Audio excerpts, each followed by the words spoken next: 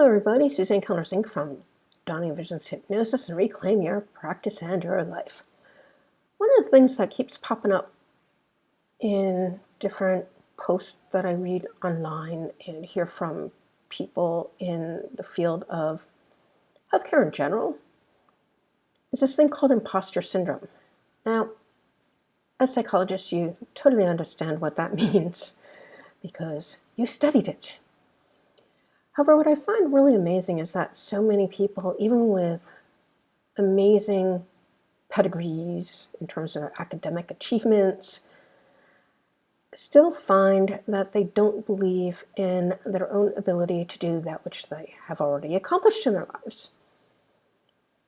So one of the things that I teach my clients how to do, those with imposter syndrome, is to own their accomplishments. And the way that I have them do this, quite frankly, is to acknowledge any heartfelt compliments that they receive from anybody in their life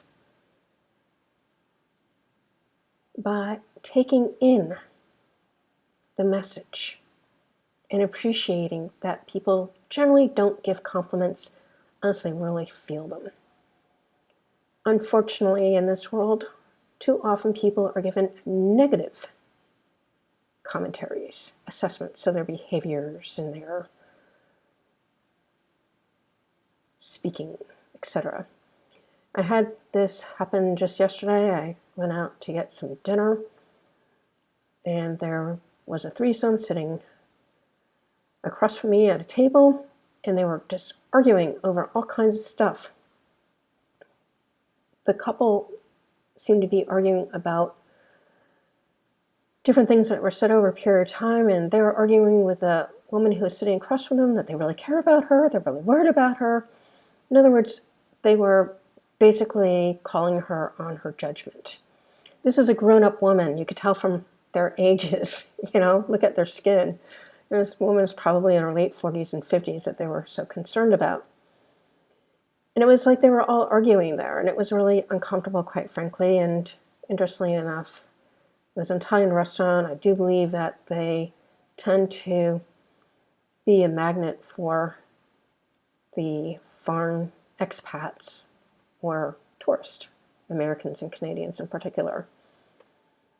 I saw exactly one Mexican eating at that restaurant all the times I've ever eaten there, and that was yesterday. So one has to understand why it is that people feel that they have the right to overrun other boundaries in this way, but we do it all the time in our own minds. And that's really what the imposter syndrome is all about, right? Telling you that you didn't do what you did, telling you how wrong you are, or whatever the hell it is that's going on. But you gotta own your successes. Learn from the failings. There is no such thing as failure. There is only this thing called feedback. And feedback is how you make iterations to make things better, because we all make mistakes. It's called being human, and it's how we learn. If we didn't learn anything, life would be really boring. Because as I was explaining to one of my accountability partners, it's only through learning those things that we thought we couldn't learn that we feel really fulfilled. So I'd love you that are dealing with imposter syndrome or who are dealing with it with your patients and your practices to really teach your people that they have the ability to take in compliments, to really feel what that compliment is, and to own it, O-W-N, because they did what they did. And little by little, what happens is people's self-esteem builds, their self-respect builds, their self-confidence builds, and then poof, one day the imposter syndrome goes away.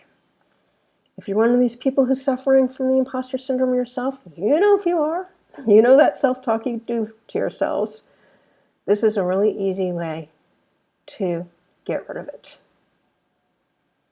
I know because I've helped, I don't know, so 100, if not over 1,000 people do this for themselves. So all the years that I've been working mental health, and most especially using hypnotic techniques to help my clients to clear up their negative emotions, limiting beliefs, and create their futures the way they want them.